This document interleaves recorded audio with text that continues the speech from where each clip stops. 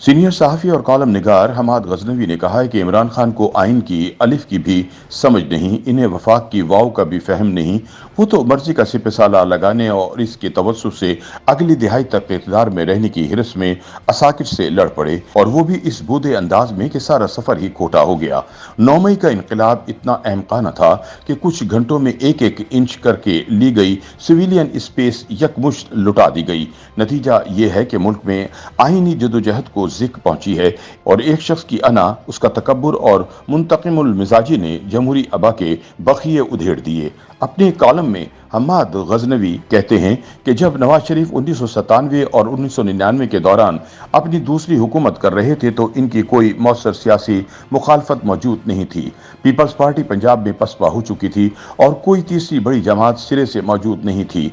ऐसे में हम ख्वाहिश रखते थे कि मुल्क में कोई तीसरी सियासी कुव्वत होनी चाहिए ताकि चेक एंड बैलेंस के जरिए हुकूमत को राह रास्त पर रखा जा सके। और भी बहुत से दोस्त इस तरह सोचने लगे थे, मगर मार्शल्लाह ने इस फितरी सियासी नमू का रास्ता रोक दिया। तकरीबन एक दिहाई बाद आखिरकार जब एक तीसरी सियासी कुव्वत नमूदार हुई तो बावजूद हम उसका साथ ना दे सके।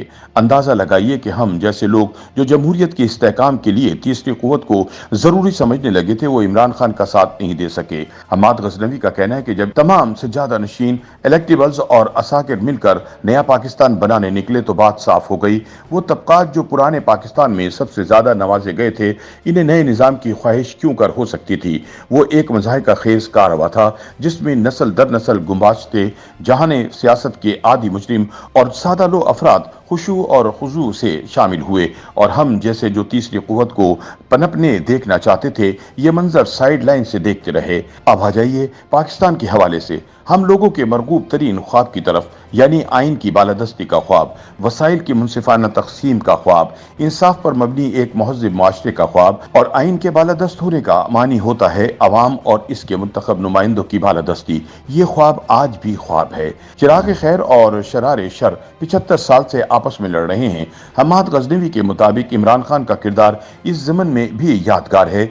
वो रातों रात आइन की बालादस्ती की जंग के मुजाहिद आजम होने का दावा कर रहे हैं, जबकि वो लोग जो 75 साल से ये जंग लड़ रहे हैं जिंदगियां कुर्बान कर रहे हैं, जिन्होंने अपने बच्चे इस युद्ध में झोंक दिए, जेलें काटी, जिला वतनियां सही, वो ये मंजर साइड लाइन से देख रहे हैं। क्यों? उनके ख्याल में इमरान खान को आइन की अलिफ की भी समझ नहीं, इन्हें वफाक की वाव का भी फहम नहीं। वो तो मर्जी का सिपसाला लगाने और इसके तवज्जुह से अगली दिहाई तक इक़्तिदार में रहने की हिरस में असाकिर से लड़ पड़े, और वो भी इस बूढ़े अंदाज में कि सारा सफ़र ही खोटा हो गया।